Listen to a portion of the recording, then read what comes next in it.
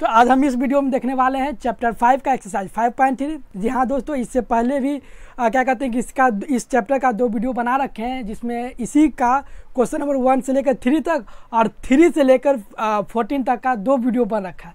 क्योंकि ज़्यादा क्वेश्चन होने की वजह से समझाना भी पड़ता है ना, तो वीडियो लंबा हो जाता है, जिसकी वजह से वीडियो को स्प्लिट कर दिए।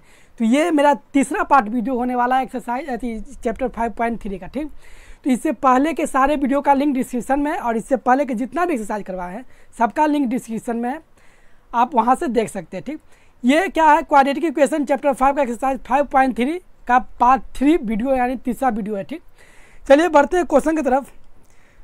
क्वेश्चन कह रहा है a contract on construction job specify a penalty. कोई एक कॉन्ट्रैक्ट है, ठीक, किसी कंस्ट्रक्शन जॉब में एक कॉन्ट्रैक्ट है। क्या कॉन्ट्रैक्ट है? कुछ पेनाल्टी का कॉन्ट्रैक्ट है। ठीक, for delay of completion beyond a certain date as follow. यानी कि एक सर्टेन कोई डेट होगा कि इस डेट के बाद अगर आप काम को कंप्लीट करते हैं तो पर डे के हिसाब से आपको कुछ ना कुछ फाइन देना होगा। ठीक, क्या देना होगा? कुछ ना कुछ फाइन देना होगा। ये कॉन्ट्रैक्ट किया हुआ है पहले से, यानी 200 फॉर फर्स्ट डे, यानी अगर एक दिन लेट होता है उस डेट के बाद तो 200 रुपया देना होगा। फिर 250 रुपया सेकेंड डे, अगर 2 दिन लेट होता है तो 250 देना होगा। 3 दिन लेट होता है तो 300, यानी कि पहला दिन 200, अगला दिन 250, तीसरा दिन के लिए 300। ये नहीं कि तीसरा दिन 300 और 3 दिन में 300 नहीं, तीसरा दिन के लिए 300, दूसरा दिन के लिए 250 और पहला दिन के लिए 200। यानी कि कहना क्या चाह रहा है, the penalty for each succeeding date being 50 more than the preceding date. यानी कि जो पेनाल्टी है इसके प्रीसीडिंग डेट यानी पिछले दिन से अगले दिन का 50 रुपया ज़्यादा हो जाएगा। यानी कि हर एक दिन बढ़ने के बाद 50 रुपया पेनाल्टी ज़्यादा होते चला जाएगा। तो कह रहा है कि how much money the contractor has to pay as penalty if he has delayed the work by 13 days. अगर वो कॉन्ट्रैक्टर 30 दिन किसी काम को डिलेड करता है, लेट करता है, तो उसको कितना रुपया पेनाल्टी में देना होगा। तो आप इसको डे बाई डे करके निकाल के जोड़ करके कैलकुलेट कर सकते हैं। और क्या जोड़िए कि कॉन्ट्रैक्टर पढ़ा लिखा ही हो, वो एपी जानता ही है, तो वो एपी से निकाल लेगा, नहीं ना, तो वो दिन बाई दिन करके जोड़ लेगा। लेकिन जोड़ तो वो भी लेगा, लेकिन आप पढ़ रहे हैं तो आपको कुछ फ़ायदा होना चाहिए इसका। तो कैसे आप निकालिएगा? तो सबसे पहले लिखिए, क्या लिखेंगे? Solution let the penalty are in the form of AP. Penalty क्या एपी के फॉर्म में? क्यों? क्योंकि हर एक पिछले दिन का अगले दिन से 50 रुपये का अंतर है। यानी फर्स्ट टर्म आपका 200 है और कॉमन डिफरेंस 50 है। कॉमन डिफरेंस 15 है। क्यों? क्योंकि पहला दिन 200 ले रहा था, अगला दिन 250 ले रहा है, फिर 300, फिर 350, यानी 50 रुपया हर पिछले दिन से ज़्यादा ले रहा है। यानी एपी में है तब ना। ठीक है, बात सही है। उसके बाद फिर क्या होगा कि अगर penalty paid by contractor if he delayed 13 days, अगर वो 13 डेज डिलेड करता है तो पेनाल्टी कितना पेड करना पड़ेगा। तो कैसे निकालेंगे? यानी कि आपको ए पता है 200 और डी भी पता है 15, आपको निकालना क्या है? एस 30 यानी सम 30 डेज का निकालना है। तो फार्मूला पता है, निकाल लीजिए। फार्मूला क्या होता है? तो फार्मूला होता है क्या, देख लीजिए, S N by 2a plus n minus 1 into D.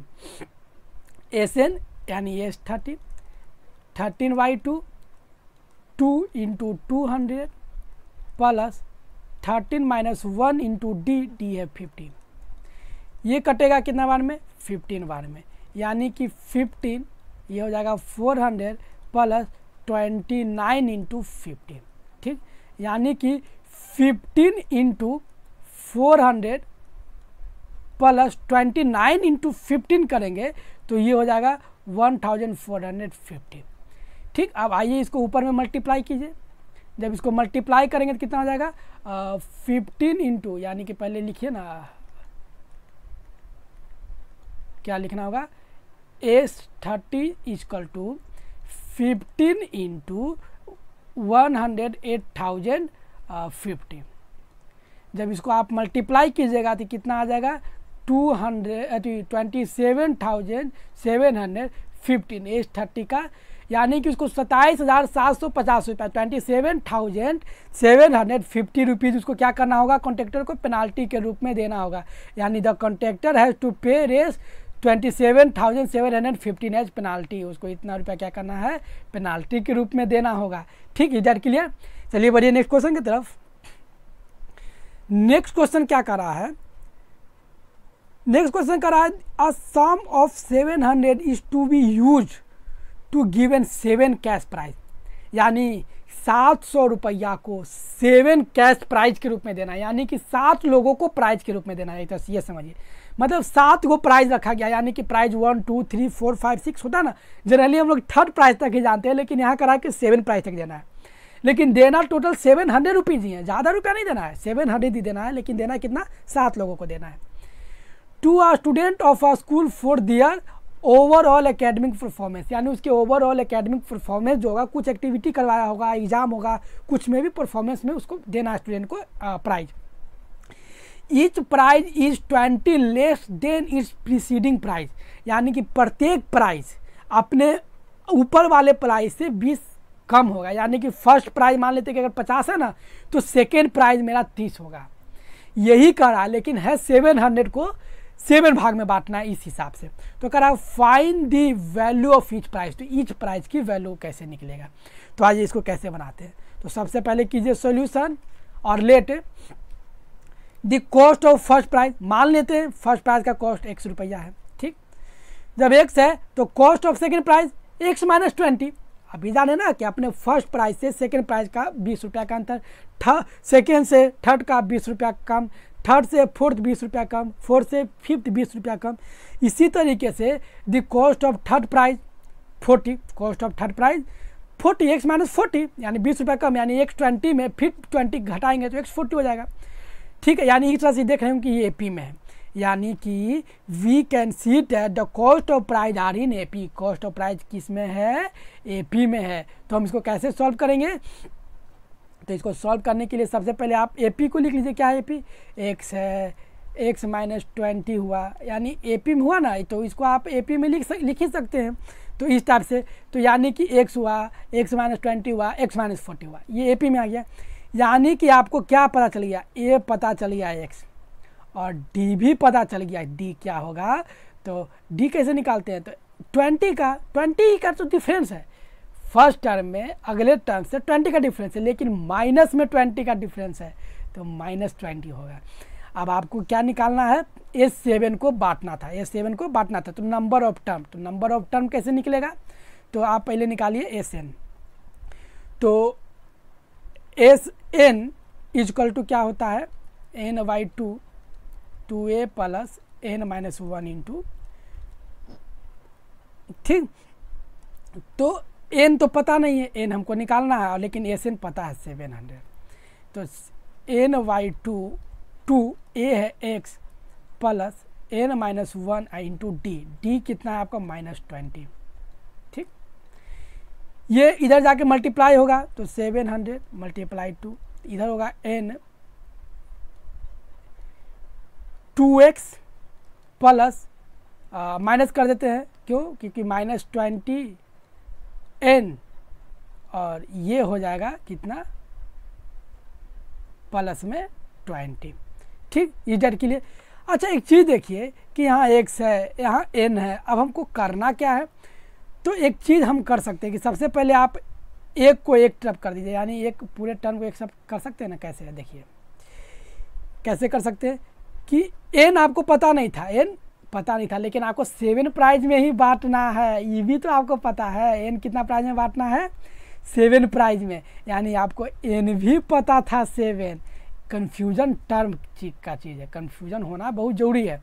तो आप हर जगह n की जगह 7 रख दीजिए, यानी कि 700 × 2 = 7 2x - 20 × 7 + 20। हम यही पर रख सकते थे, लेकिन आपको पता कैसे चलेगा कि हम बताना क्या चाह रहे हैं। आपको 7 कैश प्राइज में बांटना था, इसीलिए n नंबर ऑफ टर्म कितना था, 7।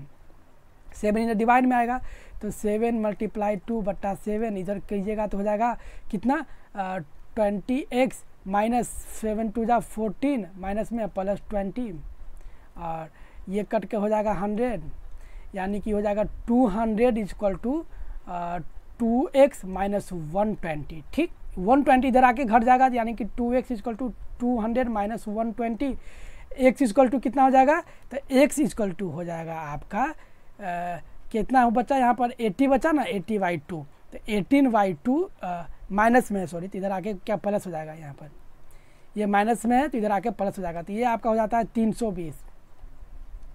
जब इसको कीजिएगा तो ये हो जाएगा 160 बार में, यानी x का वैल्यू क्या आ गया 160 आ गया, x का वैल्यू 160 आ गया। तब आप अब इसको लिख सकते हैं therefore the value of each prizes has क्या है, तो पहला प्राइज 160 है तो दूसरा इससे 20 कम यानी 140, तीसरा इससे 20 कम यानी कि 120, फिर इससे 20 कम 100, फिर इससे 20 कम 18, फिर इससे 20 कम 60 एंड लास्ट प्राइस है 40 रुपीज़ का। ये क्या हो गया, प्राइज हो गया इस डेट के लिए। आप यहीं पर एन का वैल्यू सेम रख सकते थे, लेकिन हम कन्फ्यूजन क्रिएट करने का मकसद था, क्योंकि आपको दिमाग में घुसे आसानी से, और जब तक आप प्रैक्टिस कीजिएगा नहीं तो दिमाग में इतना जल्दी घुसने वाला है नहीं, क्योंकि वर्ड प्रॉब्लम होता ही कन्फ्यूजन भरा है। ठीक, चलिए बढ़िए नेक्स्ट क्वेश्चन की तरफ। 17 नंबर क्वेश्चन, 17 नंबर क्वेश्चन का रहा है, in a school a student thought of planting tree in and around the school to reduce air pollution. कोई स्कूल में वहाँ के बच्चा सोचा कि हम अपने स्कूल के चारों तरफ पेड़ पौधा लगाएं ताकि पॉल्यूशन कम हो। It was decided that the number of trees that each section of each class will planted will be same as the class। यानी कि एक क्लास का बच्चा कितना प्लांट लगाएगा ये डिसाइड किया गया कि वो जितना क्लास में पढ़ता है ना, मान लीजिए कि 1 क्लास का बच्चा है तो 1 क्लास के सारे बच्चे मिलकर उसका अगर एक सेक्शन, मतलब कि हम लोग में क्या है कि सेक्शन वाइज अगर ज़्यादा बच्चा तो सेक्शन वाइज सेक्शन क्लास बटा हुआ रहता है, यानी 1 क्लास का बच्चा सारे बच्चे मिलकर एक पेड़ लगाएंगे एक सेक्शन का। 2 क्लास का रहेगा तो 2 पेड़ लगाएंगे, 3 क्लास का रहेगा 3 क्लास लगाएंगे, 4 क्लास का रहेगा 4 पेड़ लगाएगा। इसी तरीके से करते करते क्या लिख रहा है, इन विच दे आर स्टार्टिंग, यानी a section of class 1 will plant 1, यानी एक सेक्शन क्लास 1 का एक पेड़ लगाएगा। फिर क्या लिखता है, एक सेक्शन ऑफ क्लास 2, एक सेक्शन क्लास 2 का 2 पेड़ लगाएगा। इसी तरीके से क्लास 12 तक है, यानी क्लास 12 का एक सेक्शन कितना लगाएगा, 12 पेड़ लगाएगा। लेकिन कह क्या रहा है कि there are 3 section of each class, यानी कि सारे क्लास का 3 सेक्शन है, तो करा कितना पेड़ लग जाएगा। तो एक चीज़ ध्यान दीजिए, क्या ध्यान दीजिए, सॉल्यूशन लेट है।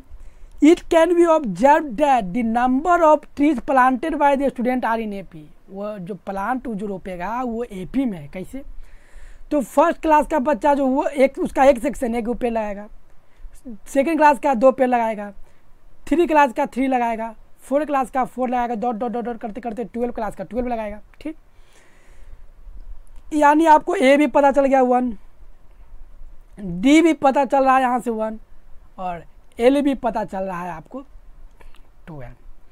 तो एक चीज़ है, आपको क्या कहते हैं कि ऐसे निकालना था ना, 12 क्लास है तो L12 मतलब कहते हैं तो 12 क्लास है, तो 12वां नंबर भी तो मतलब है कि जैसे कि L12 है, और क्या कहते हैं कि N भी 12 है। क्यों, क्योंकि क्लास का नंबर 12 है, और मतलब टोटल 12 क्लास है, और 12वां क्लास का बच्चा 12 पेड़ लगा रहा है, इसलिए L भी 12 और N भी 12। यानी कि अब आपको निकल गया SN इक्वल टू क्या, तो N/2 equal to A plus L।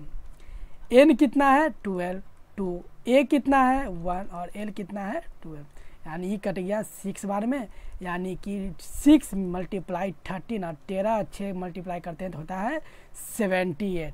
यानी कि जब हम करेंगे इसको आगे, number of tree planted by 1 section of the class is 78, यानी कि पूरे 1 से लेकर 12 क्लास का अगर एक सेक्शन अगर प्लांट करता है तो 78 पेड़ लगता है। इसी तरीके से number of tree planted by 3 section, यानी 3 सेक्शन है क्लास में, कितना ईच क्लास में करा 3 सेक्शन है, तो 3 सेक्शन है यानी एक सेक्शन के द्वारा लगाया गया तो 38 पे लगा, तो 3 सेक्शन यानी 3 से मल्टीप्लाई कीजिए, 3 से मल्टीप्लाई कीजिएगा तो 234, यानी लिखिए therefore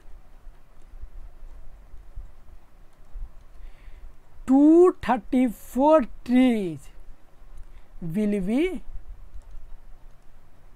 planted by the student, यानी उस स्कूल के बाद चारों तरफ कितना 234 पेड़ लग जाएगा। समझ में आया? चलिए बढ़िए नेक्स्ट क्वेश्चन की तरफ। 18 नंबर क्वेश्चन, 18 नंबर क्वेश्चन का रहा है, क्या कह रहा है पढ़िए। Spiral is made up of successive semi circle, ये स्पाइरल है तो देखिएगा एक सर्कल है, फिर एक सर्कल है, आधा आधा, देखिए आधा, देखिए है ना, यहाँ से यहाँ तक आधा है, फिर यहाँ से यहाँ तक आधा है, फिर यहाँ से यहाँ तक आधा है, फिर यहाँ से यहाँ तक आधा है, ठीक। तो ये सेमी सर्कल बना रहा है, फुल सर्कल नहीं है, सेमी सर्कल है, यानी यहाँ से यहाँ तक का एक सर्कल, फिर यहाँ से यहाँ तक का एक सर्कल, फिर यहाँ से यहाँ तक का एक, फिर यहाँ से यहाँ तक का एक सर्कल बना रहा है, ठीक। तो कह रहा है कि with the center alternately A and B, तो ए और बी है तो क्या दे रहा है, दोनों के बीच का डिस्टेंस 0.5 सेंटीमीटर, फिर अगला 1 सेंटीमीटर, फिर अगला 1.5, फिर 2, यानी कि 0.5 सेंटीमीटर हर एक का रेडियस बढ़ जा रहा है। लेकिन फिगर में देखिए what is the total length of spiral made of 13 consecutive. अब इसी तरीके से ये 13 गो, इसी तरीके से क्या है, ये 13 गो ये बन रहा है, 13 मतलब सेमी सर्कल बना रहा है, तो कितना लेंथ होगा, लेंथ निकालना है। हिंट भी दे रखा है, हिंट क्या दे रखा है, हिंट में दे रखा है कि length of successive semi circle is L1 L2 L3, इसको ले लीजिए और उसके बाद ए बी रिस्पेक्टिवली जो है वो अपना करते जाइए। मतलब अभी हम समझाते हैं हिंट क्या दे रखा है, यानी कि सॉल्यूशन लेट, क्या लेट अभी मत कीजिए, सॉल्यूशन देखिए क्या है, we can see that the number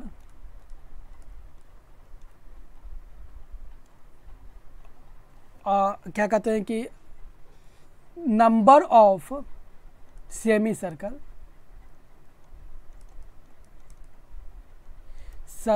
is 13, semicircle की संख्या कितना है, 13 है, यानी वी नो डैट, क्या हम लोग जानते हैं, तो पेरीमीटर हम लोग जानते हैं ना, क्या होता है पेरीमीटर सेमी सर्कल का, perimeter of semi circle,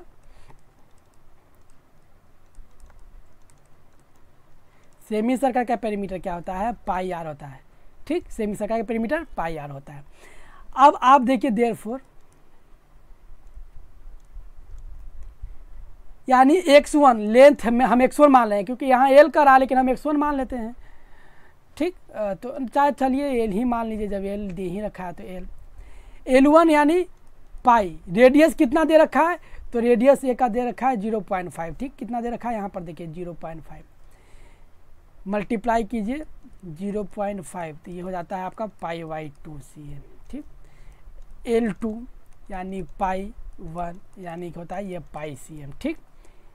L3 यानी π1/1.5 यानी कि इसको कीजिएगा तो ये हो जाता है आपका 3π/2 cm। Is clear? यानी कि क्या कर सकते हैं, L1 L2 L3 are the length of the semicircle, ठीक। लेंथ क्या है, L1 L2 L3 semi circle का लेंथ है। अब आपको एक सीरीज मिल गया, आइए देखते हैं क्या सीरीज मिला। अब आपको एक सीरीज मिल गया, सीरीज है आपका π/2 पाई 3π/2 और इसी तरीके से ये हो जाएगा 2π और dot dot dot dot 13 number तक जाएगा, ठीक। यानी कि आपको ए पता चल गया π/2, डी भी पता चल गया आपको कितना है π/2 है, dv आपका π/2 है। कैसे? तो आप घटा के निकाल लीजिए। तो घटा के कैसे निकालिएगा? तो सेकेंड टर्म से फर्स्ट टर्म घटाते हैं ना, यानी कि पाई माइनस π/2 कीजिएगा तो 2π माइनस π/2 यानी कि π/2 आ गया। dv π/2, डी आपको पता चल गया, ये भी पता चल गया। तो sum of consecutive circles, sum of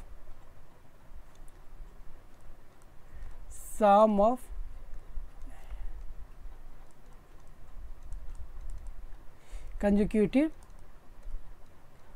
circle, sum of consecutive circle यानी कि एस एन का फॉर्मूला क्या होता है? n/2 into 2a plus n-1 into D, यही तो होता है।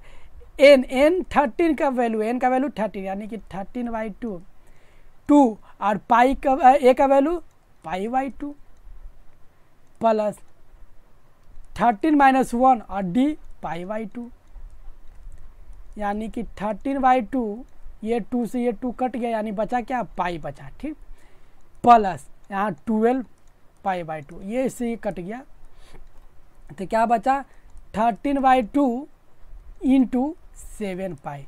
अच्छा, पाई का वैल्यू भी लेने के लिए बोल रहा था, पाई का वैल्यू क्या लेने के लिए बोल रहा था? 22/7 लेना, यानी कि 22/7, ये 7 से 7 और ये 2 से ये 22 11 1 कट गया, यानी 13 इंटू 11 जब आप कीजिएगा तो जब 13 इंटू 11 करेंगे तो आ जाएगा 143 सेंटीमीटर, यानी कि सारे का लेंथ जब जोड़ दीजिएगा ना उस सेमी सर्कल का, यानी 13 कोई सेमी सर्कल था, उस सारा का लेंथ जब जोड़ दीजिएगा तो 143 सेंटीमीटर आएगा। Is that clear? चलिए बढ़िए नेक्स्ट क्वेश्चन की तरफ। 19 नंबर क्वेश्चन क्या कह रहा है? 19 नंबर क्वेश्चन कह रहा है 200 log are stacked in a flowing manner. ये देखिए यहाँ पर फिगर दे रखा है, यानी कि इस मैनर में 200 लॉग्स रखा गया, लकड़ी का गट्ठा, यानी 20 लॉग्स इन दी बॉटम रो, यानी कि इस बॉटम रो में 20 गो लकड़ी रखा गया है, उसके ऊपर 19 रखा गया, यानी ये वाला रो में 19 गो है, ठीक, फिर उसके ऊपर 18 गो, उसके ऊपर 17 गो, उसके ऊपर 16 गो, करते करते करते करते 200 लकड़ियाँ इस तरह से सरियाया गया है, ठीक, लिख रहा है 200। तो how many rows are 200 log placed and how many logs are the top row, यानी कि 200 लकड़ियाँ सरियाया गया है। तो कह रहा है कि टॉप रो में, सबसे ऊपरी रो में कितना लकड़ी होगा और कितना रो भी होगा, कितना रो बनेगा और सबसे ऊपर में कितना लकड़ी होगा, निकालना है। तो हम कैसे इसको सॉल्व करेंगे? तो आइए देखिए, सबसे पहले कीजिए सॉल्यूशन लेट,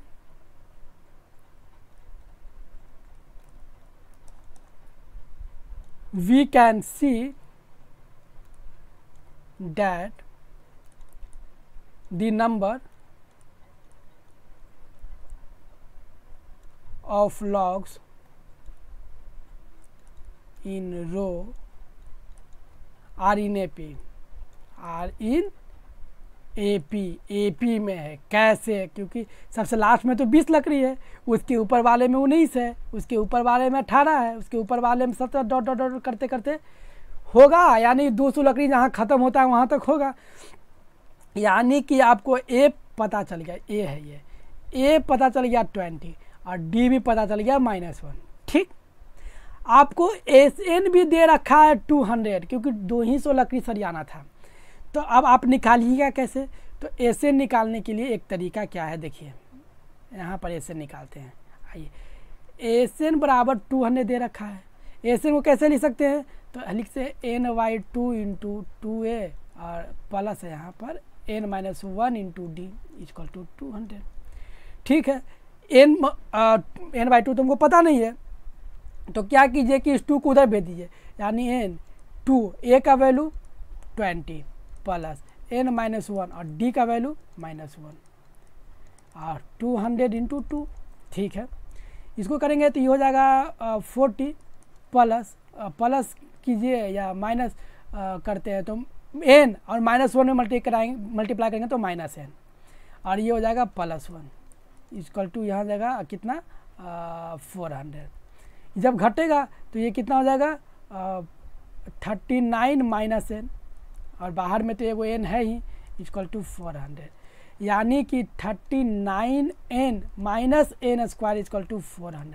सारे टर्म को इस साइड भेज दीजिए, उस साइड भेज दीजिएगा तो जाएगा n² माइनस 39n और ये हो जाएगा +400 इक्वल टू 0। और ये देखिए ये बन गया आपका क्या, एक क्वाड्रेटिक इक्वेशन बन गया। ये क्या बन गया काम, जब ये क्वाड्रेटिक इक्वेशन बन गया। अच्छा एक चीज़ आप देख रहे होंगे कि यहाँ पर थोड़ा सा गलती हो गया। क्या गलती हो गया कि 40 है, यहाँ 1 है, तो जोड़ेंगे तो यहाँ 41 हो जाएगा ना, हम 39 लिख रहे थे, ये हो जाएगा 14 ठीक। अभी अचानक ध्यान पड़ गया, नहीं तो हम आगे सोल्यूशन निकालते रहते हैं, कन्फ्यूज हो जाते हैं, सोल्यूशन निकलता है नहीं, फिर शर्मिंदा होना पड़ जाता।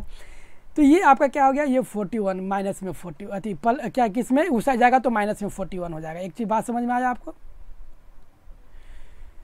अच्छा जब एक बात है, जब ये माइनस में 41 हो गया, ये क्वाड्रेटिक इक्वेशन का जब निकल गया, तो क्वाड्रेटिक इक्वेशन बनाने के लिए आपने सीखा था जब पोलिनोमियल चैप्टर पढ़ रहे थे, तो वहाँ से अगर नहीं देखे तो लिंक डिस्क्रिप्शन में है, आप वहाँ से देख सकते हैं। आइए इसको सॉल्व करते हैं नेक्स्ट स्लाइड में। तो सबसे पहले इक्वेशन लिख लीजिए, क्या इक्वेशन आया आपका, तो इक्वेशन आया n² - 41n + 400 इक्वल टू 0। अब इस 400 का आप एलसीएम ले लीजिए और इसको इस तरफ से तोड़िए कि ये 41n आना चाहिए प्लस माइनस करने पर। तो कैसे आएगा, तो n² - 16n - 25n + 400, समझे, ये इतना हुआ। जब यहाँ से आप n कॉमन लीजिएगा तो हो जाएगा n - 16, और जब यहाँ से -25 कॉमन लीजिएगा तो हो जाएगा n - 16। Is that clear. यानी कि एक बार n - 16 और एक बार n - 25 इक्वल टू 0, यानी कि n - 16 इक्वल टू 0, तो n बराबर प्लस में 16, एंड जब n - 25 इक्वल टू 0 तो n बराबर 25। अच्छा यहाँ दोनों प्लस में आ गया, तो अब n का कौन सा वैल्यू होगा, अब इसको हम कैसे चेक करेंगे कि हम n का कौन सा वैल्यू ले। तो एक चीज़ है, अब हमको चेक करना होगा बाई nth टर्म फार्मूला लगाकर, यानी करना क्या होगा, check by the nth term formula. nth term formula लगाते हैं, तो nth टर्म का फार्मूला क्या होता है, तो A16 equal to A + 15D। अच्छा A16 क्यों, क्योंकि अगर हम n को 16 मान लें, n को 16 मान लें तो A60, तो A60 को हम A + 15D, यानी A का वैल्यू आपका कितना है, तो A का वैल्यू है आपका 20 और प्लस 15, और D का वैल्यू है कितना -1, यानी कि हो जाएगा 20 - 15 इक्वल टू 5। ठीक है, ये तो आ गया, बात सही है। फिर अगेन, फिर हम अगर A को 25 माने तब इफ n इक्वल टू 25, यहाँ पर है क्या, इफ n इक्वल टू 16, ठीक। जब 25 माने तब n का फॉर्मूला क्या होता है, A + n - 1 इंटू डी। ये फार्मूला यहाँ पर नहीं लिखे थे, आप लिख सकते भी थे। तो n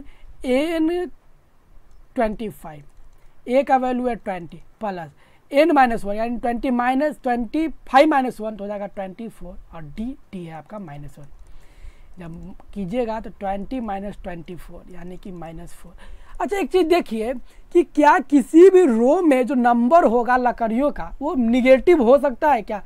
कह रहा है कि अगर 25 को लाइन सरियाएंगे ना तो नंबर -4 लकड़ी, अरे तो -4 लकड़ी क्या हवा में लटकाएंगे, इनविजिबल रहेगा, नहीं ना हो सकता है। -4 लकड़ी कैसे रखेंगे ऊपरी रो में, अगर प्लस में 4 होता तो मानते, लेकिन माइनस में 4, तो इसीलिए ये n बराबर जो है 25 नहीं होगा, और ये होगा 16, क्योंकि अगर 16 रो रखते हैं तो ऊपरी रो में कितना 5 लकड़ियाँ आती है।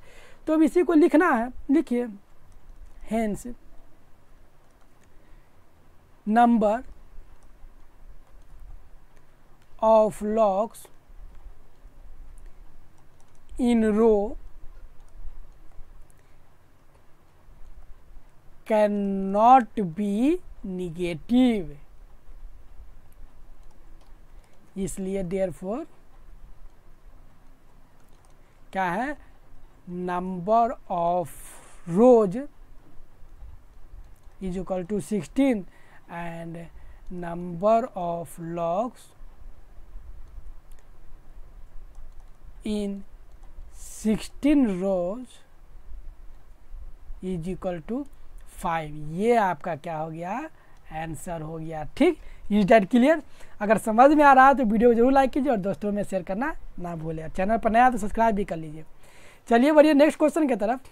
नेक्स्ट क्वेश्चन, हाँ, और ये इस चैप्टर का लास्ट क्वेश्चन है और इस वीडियो का भी लास्ट क्वेश्चन है। फाइनली अब जाके ये चैप्टर खत्म होता है। जब देख रहे 3 वीडियो इस चैप्टर को बनाने में लगा है। खैर कोई बात नहीं, आपको सीखना है, आप सीखिए। In a potato race a bucket is placed at the starting point.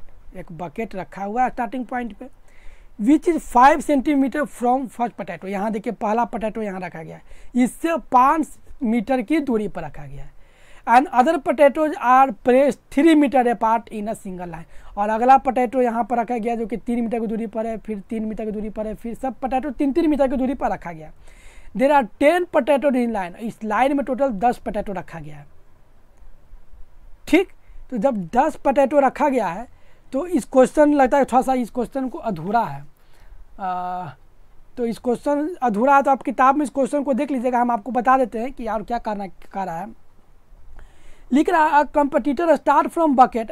Competitor जो है बकेट से स्टार्ट करता है, पहला आलू उठाता है फिर बकेट में रखता है, फिर दूसरा आलू उठाता है फिर बकेट में रखता है, फिर तीसरा आलू उठाता है फिर बकेट में रखता है। यानी कि एक बार इधर से आया और एक बार इधर गया, फिर एक बार गया, फिर एक बार इधर आया, फिर एक बार गया। यानी एक ही रास्ता को वो 2 बार ट्रेवल कर रहा है। तो कह रहा है कि वो टोटल 10 आलू उठाने में कितना लेगा। तो एक चीज़ देख रहे हैं कि यहाँ पर आपको हिंट भी दे रखा है, हिंट भी आपको दे रखा है। तो अब आप इसको क्या कीजिए सॉल्यूशन। लेट नहीं करना है, लिख रहा है क्या, the distance of potato from the bucket are. Distance क्या है पोटैटो का, 5 है, 8 है, 11 है, 14 है, डॉट डॉट डॉट डॉट। ये डिस्टेंस 3 ऐड करते जाइए। ठीक, 10 पोटैटो तक। देयरफॉर क्या होगा, distance to be run by competitor. तो उस कॉम्पिटिटर को करना क्या है कि पहले एक आलू उठा के बकेट में रख देना है, फिर जाना है दूसरा आलू उठाना है, फिर उसको बकेट में रखना है, फिर तीसरा को उठाना है, फिर बकेट में रखना है। तो कह रहा है कि वो कितना टोटल डिस्टेंस कवर करेगा। तो इस टाइप में यानी कि क्या हो जाएगा, यानी कि फर्स्ट आलू का डिस्टेंस 5 है ना, तो एक बार 5 गया फिर 5 आया भी, तो यानी 5 × 2, 8 × 2, 11 × 2, 14 × 2। इसी तरीके से ये डॉट डॉट डॉट जाएगा। यानी कि ये 10 हो जाएगा, 16 हो जाएगा, ये हो जाएगा 22 हो जाएगा और ये 28 हो जाएगा। Dot dot dot. बात समझ में आ रही होगी। यानी कि ये आपका एपी आपका एक बन गया। तो जब एपी बन गया तो ए = 10। ठीक है, एन = भी 10 पता है कि 10 ही आलू रखा गया है, पर ठीक है। डी = 6 है, तो आपको निकालना है S10 क्या होगा, S10 क्या होगा। तो आइए S10 नेक्स्ट स्लाइड में निकाल के देखते हैं। यानी S10 का फॉर्मूला क्या होता है, तो पहले Sn का फॉर्मूला क्या होता है उसको देख लीजिए। तो Sn का फॉर्मूला होता है n/2 2a + n-1 × t। ठीक है, तो S10 यानी 10/2 2a, a का वैल्यू है आपका 10 प्लस n आपका 10 - 1 और d का भी वैल्यू है आपका 6। इसको काटेगा तो 5 बार में कट जाएगा। यानी कि 5 20 + 9 × 6, 5 20 + 54, यानी 5 × जब इसको मल्टीप्लाई करेंगे तो हो जाएगा 74। यानी कि इसको 370 लिखिए। Hence the competitor will run a total distance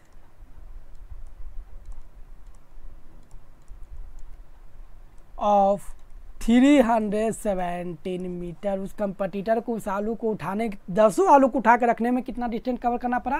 तो 370 मीटर क्या कहते हैं डिस्टेंस कवर करना पड़ा। Is that clear? अगर आप सीखे हैं और वीडियो अगर आपको पसंद आया है तो क्या करते हैं कि लाइक कीजिए वीडियो को और सब्सक्राइब कीजिए। चैप्टर यहीं पर कंप्लीट होता है। अब मिलते हैं आपसे नेक्स्ट वीडियो में नेक्स्ट चैप्टर एक्सरसाइज के सॉल्यूशन के साथ। ठीक, तब तक के लिए आप अपना ख्याल रखिए और इंतज़ार कीजिए हमारे नेक्स्ट वीडियो का। धन्यवाद।